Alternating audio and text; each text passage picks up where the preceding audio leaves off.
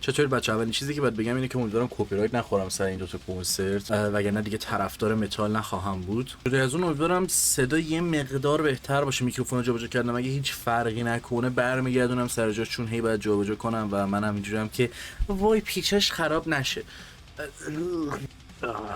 آیز یه چیزی که من خیلی عقب انداخته بودم، فکر کنم 2 سال گذشته، احتمالاً شاید نمیدونم، شاید 1 سال. همیشه گفتم این گذر زمان من دستم نیست تقریبا و واقعا متوجه نمیشم. این تجربه متال بود، تجربه کنسرت گیگ متال، و اینکه چی شد چی نشد چطوری بود این تجربه رو به اشتراک بذارم. ولی چیش سخت بود؟ چرا هی مینداختم عقب؟ ببینید من ذوقی که به یک سری چیزها دارم احمقانه اسمشو نمیذارم، شاید ذوق بیش از حدی باشه ولی ذوق احمقانه ای نمیذارم اسمشو، و با عشق تعریف میکنم از اون چیزه هر چقدر ریز یا درشت باشه، مخصوصا که خیلی جا به نظر من میدونید لیاقت اون تعریفه رو دارن. ولی سر این کنسرته این مثالا رو همون موقع هم زدم، الانم دوره همون اومد تو ذهنم. من و رفیقم یه بار داشتیم همینجوری راه میرفتیم، مثلا هیچی برای گفتن نداشتیم، بعد یه بچه رو دیدیم داد زد تیر برق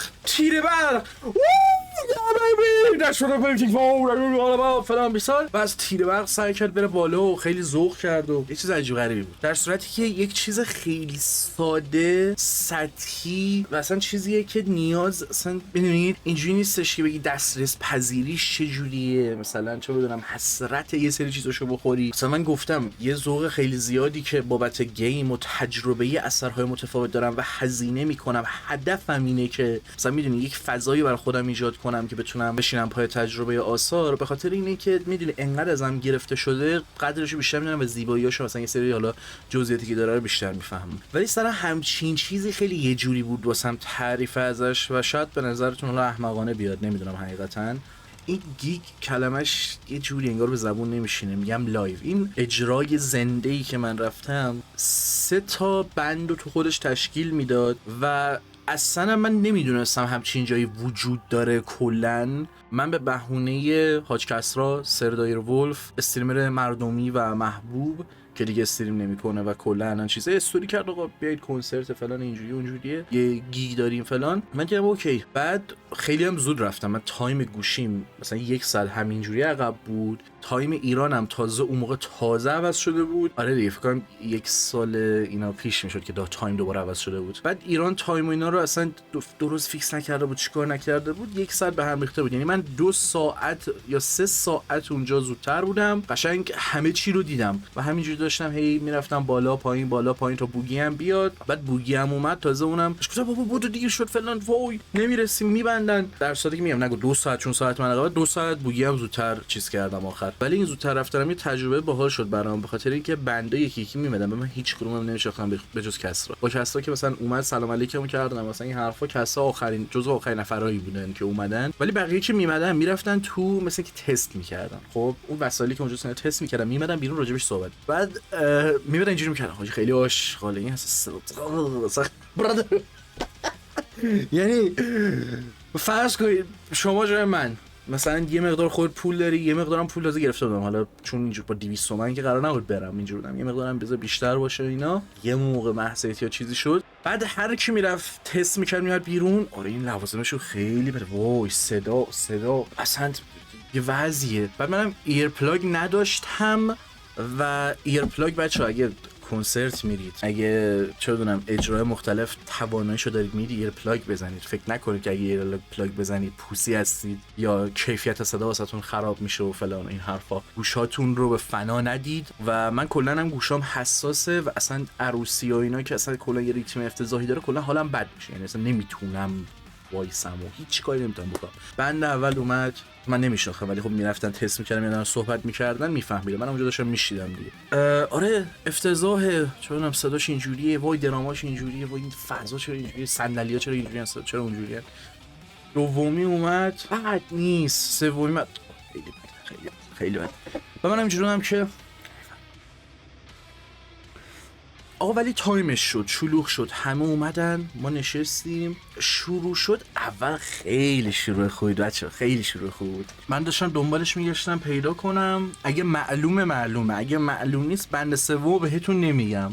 یه گروهی بود به اسم زیست پراجکت اگه اشتباه نگم، XYST پراجکت. یه دونه هم همین کسرا اینا بودن که فریکشن بند که الان فکر کنم کردنش فریکشن فورس. حالا چرا میگم اولش استارت فوق العاده بود؟ اول این زیست اومد و اون فازی که شروع کردن گفتم آقا این امبینت اینا پروگرسیو سایکدلیک بود و خیلی کارشون درست بود. واقعا دمتون گرم. بعید میدونم الان این ویدیو رو ببینم ولی خب خیلی خوشم اومد. اینجوری هم که نه بابا چون یه خاطره احمقانه تعریف کنم. ما بازاروس که میرفتیم خب کلا من همیشه تو زندگی با آدم ها درگیر بودم، به انواع اقسام مختلف دیدم و همیشه دیدم که واکنش بازاری یا مردم چه شکلیه نسبت بهشون و این حرفا. یه لحظه فکر کردم سوسکه. بعد یه بنده خدایی بود این اصلا این تریپ موتوری و سیبیل اینجوری مو خروسی، بعد چه بدونم اینجوری نازک اومده پایین برچسب متالیکا زده کاستومایز شده. اون موقع من دیدم که مای گاد دندونا تریاکی. این خیلی مهمه که اگه متال گوش میدید، راک گوش میدید، مواد رو بزنید متال، پدوفیلی چیزی باشید، چند تا پرونده واسهتون باز باشه، آدم کشته باشید. خیلی اینا مهمه.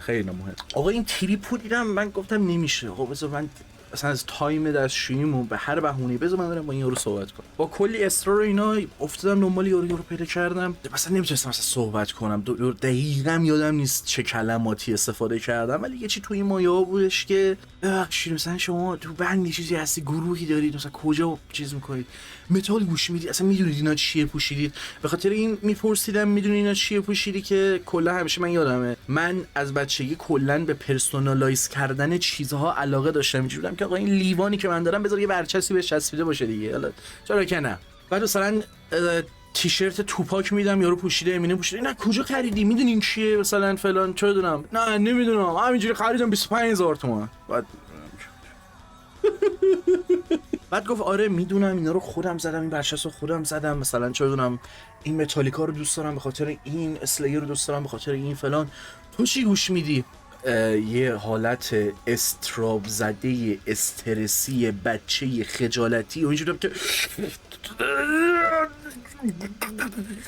قشنگ فکر کنم 1 دقیقه فکر کردم، کم کم اونم داشت لبخند میاد صورتش، چون من اون استراب و استرس داشت صورتم نشون میداد. دستش گوشش شونم اینجوری که بابا اوکی نمیخوام چی بگو دیگه. برگشتم گفتم که آره مثلا گوجیرا گوش میدم و چه بدونم گوجیرا خیلی دوست دارم و هنوزم دوست دارم. بکنم اون موقع تازه مثلا داشتم دایارت گوش میدادم یه مقدار، گفتم آره دایارت و استیمنات و مثلا چه بدونم چیزای این شکلی گوش میدم. بعضی موقع حالا یه سری چیزا مثلا پیدا میکنم. فکر میکردم آبلیویسکاریس چیه، اون نبود اون موقع، یه چیز دیگه ای تو مودش افتاده بودم، حالت اکسپریمنتال توری بودن.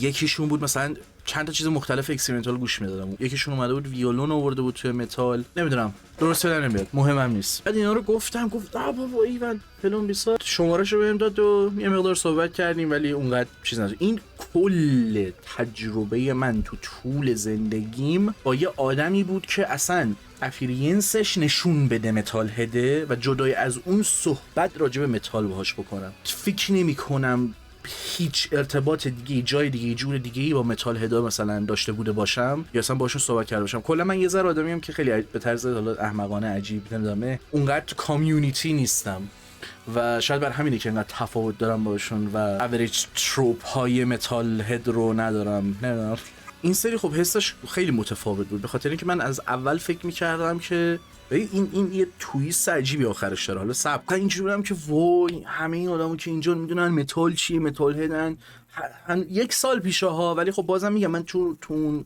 آدمای این شکلی اونقدر ندیدم باشون ارتباط نداشتم. اینجوری که وای آجی تریپو نگاه، آجی تیشرتو نگاه، وای فلان بسار که میگم این شروع شد و آقا بند اول زیست پروگرسیو زدن، فوزه رو خوب گرفتیم. دومی کسراینا بودن، کسراینا فکر کنم آهنگ اورجینال هیچی نزدن، همشون کاور بود، یه دونه اورجینال زدن اونم خیلی حال داد. و راجع به تجربه این دوتا صحبت میکنم بعد سومیو میگم. ببینید اولی که خب اصلا اینجوری بود که همه رو صندلی نشسته بودیم، پله‌ای کاملا پله‌ای بود و اون بالاهای شما فرض کن مثلا همینجا رو دیگه فضا بزرگ فرض کن، الان ما رو صندلی نشستیم اینجا، مثلا چه میدونم اون بالای سقف، نمیتونم کلمات فارسی، یه زهرماری هم اونجا بود، تک صندلی، مثلا ما این مدلی نشسته بودیم، اونا این مدلی نگاه میکردن، یا مثلا اون کسایی که دورتر بودن این مدلی مثلا نگاه میکردن.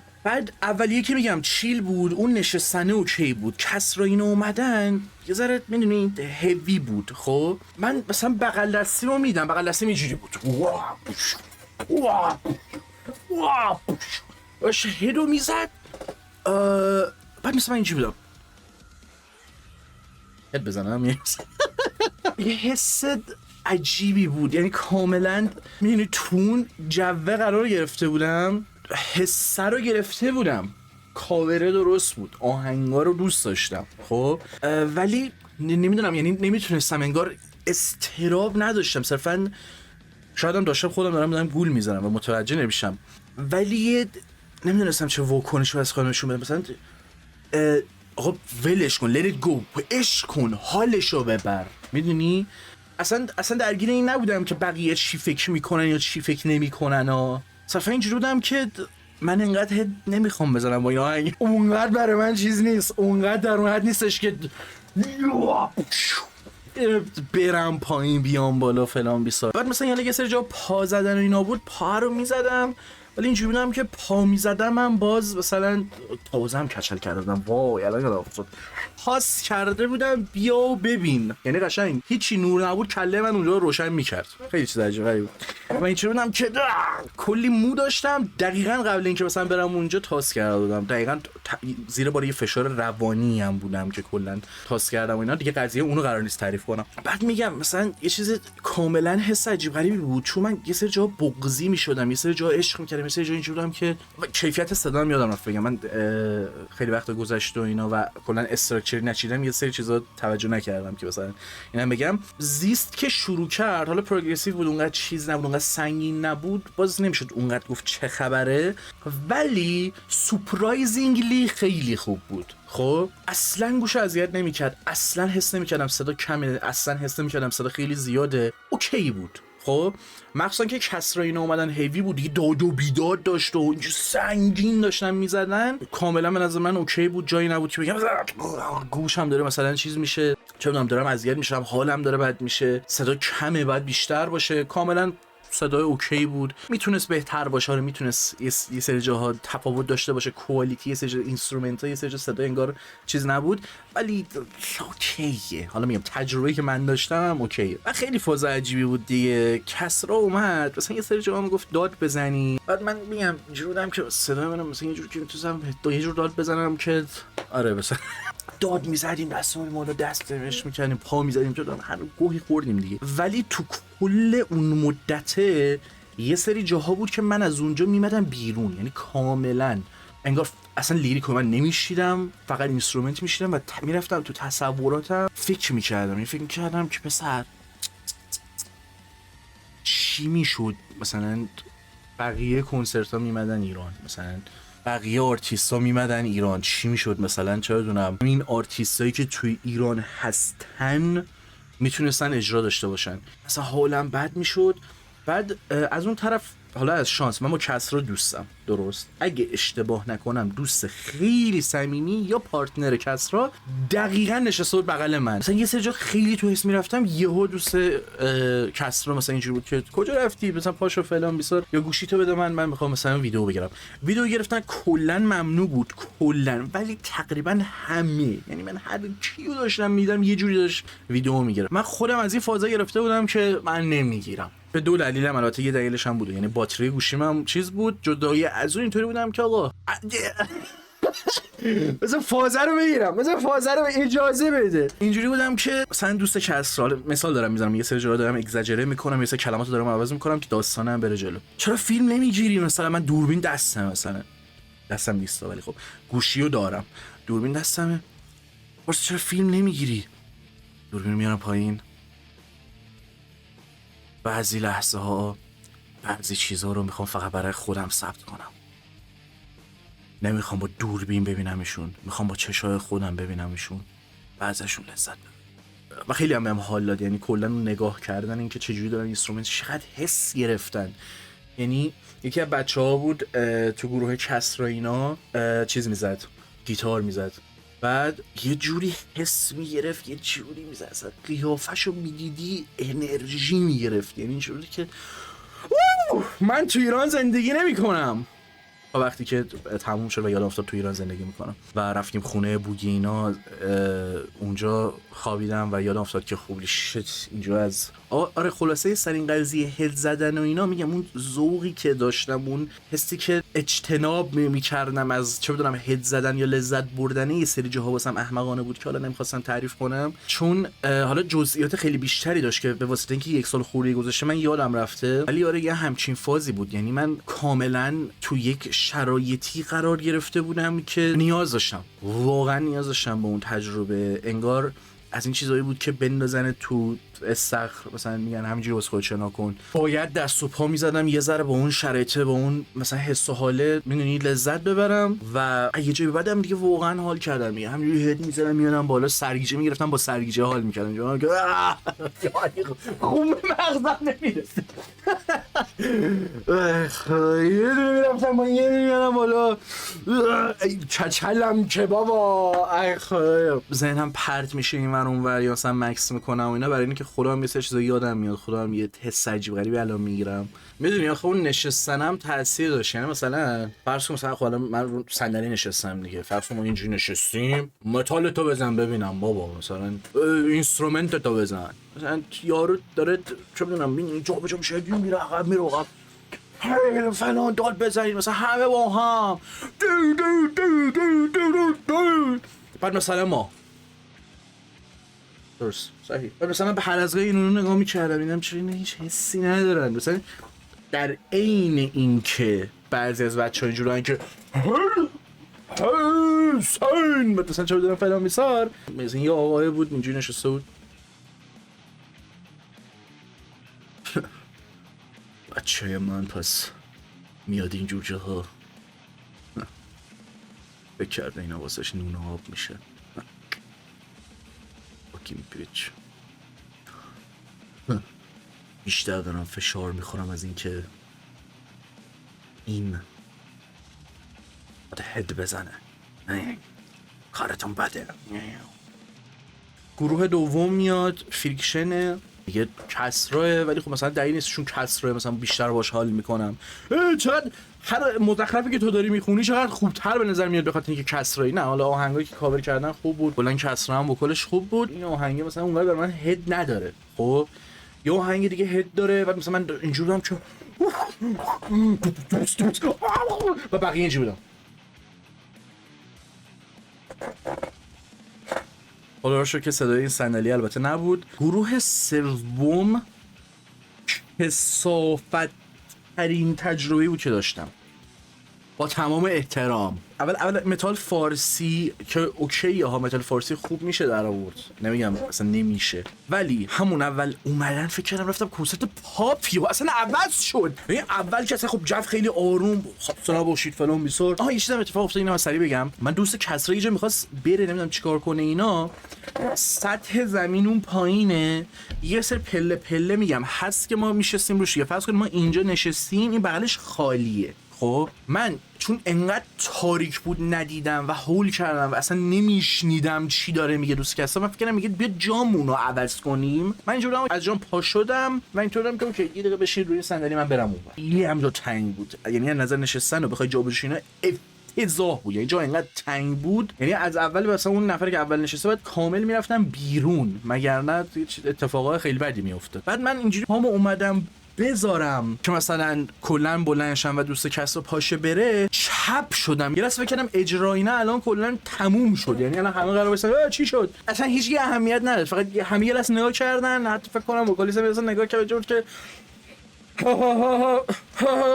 من پا منفجر شد، یعنی قشنگ راه نمیتونستم برم. یه کثافت شلوغ همینجوری آیتم‌های مختلف ریخته بود، جا تنگ. اصلا پیشنهاد نمیکنم. یعنی یه سری جا تجربتون خیلی 50-50. خب یه سری چیزای خوب داره ولی یه سری چیزاش هم افتضاحه. صندلی اونقدر چیز نیست، میگم چه بدونم، میگم یه سری چیزای اذیتی داشت که واقعا بگید بابا ولم کنین دیگه چه مزخرفی. خلاصه که آره این پام اصلا وحشتناک خورد مثلا به این گوشه این زهرماره و اصلا ترکیدم دیگه. گفتم I'm fine. مخصوصا که دوست کسرم زن بود و جنسیت رو اینجا نمیشه اشاره نکرد. به خاطر چی؟ به خاطر که من رایان گاسلینگم. میدونستم که من گفتم جیززم همه چی هستم ولی خب رایان گاسلینگم. خیلی چیزا رو من بهتون نمیگم. اینم یکی از اون چیزاست. اینجوری بودم که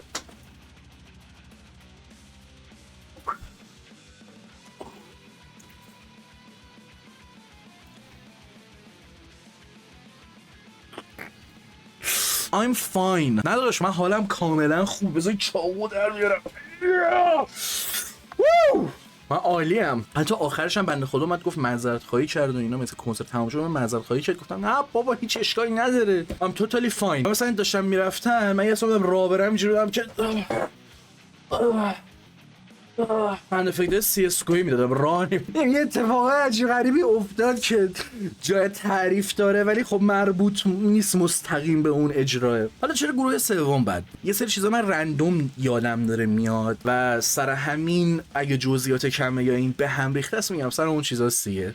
آقا اجرای سوم همون اومد یهو دیدم نصف بلند شدن جیغ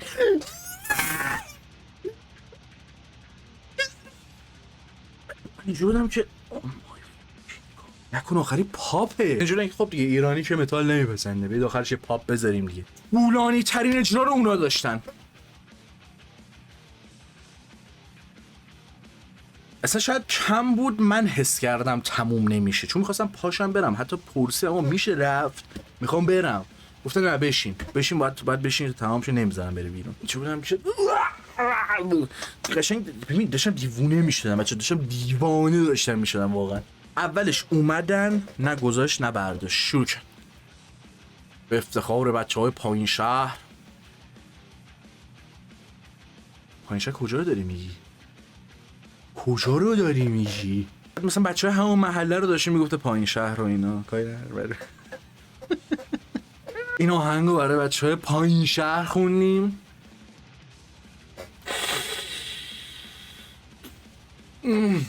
جمله به جمله من نفسم دیگه داشت حبس میشد. قشنگ اینجوری بودم که بوگی هم بغل من نبود مثلا اون اصلا شماره‌مون کنار هم نچیده بود بالا مثلا بود. من اینجوری داشتم نگاه می‌کردم گفتم بوگی تو خدا بریم می‌خواستم اصلا ببینم بوگی مثلا داره حال میکنه و بعید نیست از اون مثلا اونایی که پایین شهریان دستا بالا و من هی داشت حالم بدتر شد. ببین اینجوری بودم بخواستم بعد این منور نگاه کردم مثلا یارو با ایر جردن اورجینال مثلا دست آورده مثلا بالا مثلا چه میدونم گوشواره طلا داره بچه پایین شهر.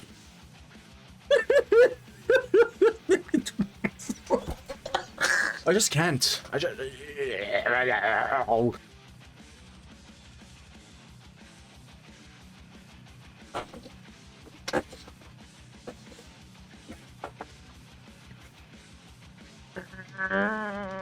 انقدر جهنم بود که کاملا من رفتم قشنگ تو این حالت دستم گوشم رو گوشم و فقط با خودم داشتم زمزمه میکردم. با این حال بازم میشنیدم اینجوری بودم که کارش نمیشه کرد دیگه بذار بشنویم ببینیم چی میگه و اصلا حال نکردم کلا به عنوان پایان واقعا گند زد به تجربه. یعنی قشنگ اینجوری بودم که کاش مثلا ترتیبش اینجوری بود. اول اینا میمدن که قشنگ میگفتیم وای اینا مثلا میدونی قشنگ اینجوری بود. بعد پروگرسیو راک گروه زیست میمد. بعدش مثلا چیز میمد که مثلا کسرا اینا میمدن فریکشن میمد که مثلا با هیجان یا هر چی که هست میرفتیم بیرون یا نه اول این چیزا میمدن بعد فریکشن یا کسرا اینا میمدن بعد زیست میمد مثلا بگی آقا اوکی تهش یا چیل بستیم مثلا حاجی عجب حالیم چی دارم میبینم رامشتاین بیا رامشتاین. گفتم که این تجربه بدتر از این نمیشه تا اینکه رفتیم خونه بوکی و اون ویدیو چیز رو رکورد کردیم. فلسفه هنر. از بس گرم بود، جهنم بود، خفه بود، کثاف. کولر اینجوری میزد، کولر باید اینجوری بزنه، اینجوری هم نمیزد، اینجوری میزد. نتونستم بخوابم، نتونستم. شد 5 یا 6 صبح من یهو به ذهنم رسید که توی آشپزخونه که کولر اینجوری میزنه، من یک نفر اونجا خب جا میشم حداقل. آشپزخونه خیلی چیز بود. رفتم اونجا دراز کشیدم و چشامو بستم خوابم برد. یعنی چشامو بستم خوابم برد، اینجوری بهتون بگم. 1 ساعت و نیمی که من اونجا خوابیدم به اندازه 1 سالی که اینجا میخوابم لذت بردم، به خاطر اینکه اون 1 ساعت و نیمه اینقدر اینجوری هم چه جهنمی بود. خواب بالاخره خواب. و خود بوگی هم آخر اومد اونجا و جفتمون تو آشپزخونه خوابیدیم. خیلی وضعیت کثافتی بود، ولی خب به خاطر اینم اونجا خوابیدم که پولشو نداشتم با اسنپ برگردم، خیلی گرون میشد و خیلی دیر وقت بود. اینطوری بودم که نه تاکسی هست، نه شخصی هست، نه اصلا مترو هست، هیچ راهی نیست الان من خودم یه جوری برسونم به یه جایی که مثلا 4 نفر بیان بخوان برن ربات کریم که حالا اسنپ بگیریم 4 نفری مثلا بریم. رفتم خونه بوگی اینا که فردا صبحش پاشم، فردا صبح برم مترو، اونجا برفتم مثلا تاکسی و برگردم خونه. این بود کل تجربه من از این گیگ متال اجرای زنده فلان بیسار. یه چیز خیلی، حالا من کلی تعریف کردم، اصلا یکی از دلیل هایی که میخواستم این خاطره یا حالا تجربه یا هر چی که هست رو تعریف نکنم به خاطر اینه که میخواستم به شکل دیگه‌ای تعریفش کنم که نمیگم الان برام کرینجه خب، ولی اون حسه واسم رفته. چی میگم، نمیخوام برای خودم تکرارش کنم چون الان صرفا آزاردهنده است. و مثلا میگم من وقتی اون اجرا رو رفتم برگشتم خونه قشنگ تا 1 ماه اصلا من یه حس و حال دیگه ای داشتم کاملا. مثل چی میمونه، مثل اون رفته بودیم چیز، اینم واسهتون تعریف کردم، ویدیو هم گرفتم فکر کنم، وزارت ژاپن که رفتیم. مخصوصا که من بچه‌ها رو دیدم، بعد بچه‌ها رو دیدم مثلا کلا میگم من آدم سوشالی نبودم، آدمی نبودم که استرس نداشته باشه، استراب اجتماعی چه بدونم چیزایی ضد اجتماعی نبودم. خب همیشه توی اون فضای بازار روزه بودم، ولی مثلا میگم همون فضای بازار روزی هم همیشه واسه من اینجوری که سرم همیشه پایین بوده، به خاطر اینکه نمیخوام کسی منو بشناسه اصلا چه بدونم. یه سری شرایطی که حالا تو ویدیوهای دیگه به شکل‌های مختلف توضیحشون میدم. تو یک فضای بهتری دوست ندارم اینجا بشینم، دوست دارم یه ذره فضای بهتر باشه کلا، حالا بعد مثلا بشیم صحبت کنیم مثل اون ویدیو بیگانه. و اینو می‌خواستم بگم چطور آخر اون ویدیو دقیقاً یه فاز اینو گرفتم دیدم که وای حاجی اصلا بیرون رفتن چه حالیه، هاید همیرا گذاشته بودم، ناراحت بودم من که مثلا پیش بچه‌ها نیستم، چه تجربه‌ای بود، اصلا حالم گرفته شده بود. و یه چیزایی گفتم که میگم ترجیح میدم برید اون ویدیو وزارت ژاپن رو ببینید و ببینید آخرش چه حس و حالی دارم. دقیقاً همون حس و حالو یه مقدار توی کانتکست متفاوت مثلا اینور داشتم و هنوزم حس میکنم بتونم بگیرم دوباره اون حسو از جاهای مختلف. نمیخواستم دیگه اون مدلی تعریف کنم داستانا رو، چون اون مدلی تعریف کنم میتونم دست روی یه سری جزئیات دیگه، یه سری اتفاقای دیگه‌ای که افتاد بذارم و مثلا با خودم تصور میکردم که وای کنسرت کی برم، مثلا وای کی اجرا بذاره، اجرای کی برم، چی میشد فلان بند بود، چی میشد فلان اون بند بود، چی میشد مثلا یه گروه مختلفی بودیم مثلا میرفتیم این منور چیز میکردیم، حال میکردیم. یعنی واقعا لذت های ساده ای که مثلا همون تیر برق کشور از ما واقعا گرفته، نمیدونم دارم کیو مقصر بدونم، غیر قابل بخشودنیه. و تجربه این چیزها هیچ جوره به من این اجازه رو نمیده که بخوام به حالت قبلی برگردم. نمیتونم بپذیرم این رو که همچین چیزی داره مثلا سانسور میشه، جلوش گرفته میشه و ما نمیتونیم این چیزها رو تجربه کنیم. دقیقاً قضیه همون اینترنت. شما وقتی اینترنت آزاد رو تجربه کنی از اول، بعدش واسد محدود کنن نمیتونی. یک بار شما دیگه طعم اون قضیه رو چشیدی. میگم نمیخوام فاز ویدیو رو ببرم سمت حرفای اون شکلی و اینکه چقدر راحت یا سخت میشه مثلا یه سه چیز رو تجربه کرد و لذت برد. صرفا میتونم بگم تجربه مهمی بود برام، تجربه بامزه‌ای بود، تجربه میدونی حالا یه سری جا غم انگیزی بود، حسهای متفاوتی توش بود و از اونایی بود که واقعا خوشحالم تجربهش کردم و برگردم آره بازم تجربهش کنم، حتی به همون شکلی که پام به فاک بره، بخندن، چه بدونم یه سری مسخره بازی پیش بیاد، حتی با حضور گروه سوم. میگم اصلا برای من نیستم، واقعا اصلا برای من نیستن. هر چقدر خوب باشن من واقعا نمیتونستم، یعنی نمیتونستم تحمل کنم، حس میکردم حالم داره بد میشه دیگه، اینا اداشو که نمیتونم در بیارم که. و این تازه در حالتی که من اونقدر چیز نیستم به متال، یعنی کلا حتی متالم به سختی خیلی موقع میگم سلیقمه، اینجوری که موزیک سلیقمه دیگه داش. هر موزیکی باشه سعی میکنم اکثر چیزا رو گوش بدم و مثلا اوپن باشم نسبت به چیزها، ولی خب یه سری چیزا رو اصلا بدن و مغز و بدنم اجازه بهم نمیده، مغزم اجازه بده، اینجوریام که نمیتونم. چون قرار نیست راجع به این تجربه دوباره صحبت کنم مشخصا، امیدوارم چیزی جا ننداخته باشم، چون در هر صورت 1 ساله که عقب افتاده و من نمیدونستم میدونید با چه فازی برم جلو، مثلا 100% تمام اتفاقایی که افتاده رو مثلا شرح بدم و یه جا خنده داره، یه جا ناراحت کننده است، یه جا هیجان انگیزه، یه جا اضطراب اجتماعی، یه جا فلان فلان، همه اینا رو بگم، یا همینجوری مثلا بچینم چیزا رو کنار هم که همین یهویی شد. و آره دیگه همین، دمتون گرم که این ویدیو رو دیدید. شما هم اجرا رفتید یا نه؟ تجربتون چه شکلی بوده؟ چقدر متفاوت بوده؟ میگم چون بیشترین چیزی که واسه خودمم مثلا اون تفاوت رو داشت و اینجوری بودم که چرا این اتفاق داره واسم میفته، این بودم که مثلا میدیدم همه چه واکنشایی دارن و من این وسط اینطوری بودم که مثلا به زور پامو داشتم میزدم یا دستمو اینجوری میکردم یا مثلا انگار اون واکنشه رو نمیتونستم درست چیز کنم. و مثلا میگم در این حال اون گروه سوم اومد، همه جیغ داد بیداد، بعد آخرش فهمیدیم که مثلا اون کسایی که اینجا فامیل و دوست نیستن تحتش 30%، همه دوست آشنان، مثل اینکه 70% 50% دوست آشنا اون گروه سوم بودن و بین اونا بیشتر طرفدار بوده که حتما دوست آشنا نبودن، بین اونا بود. باز اینجوری بودم که شب و روزگارتون خوش.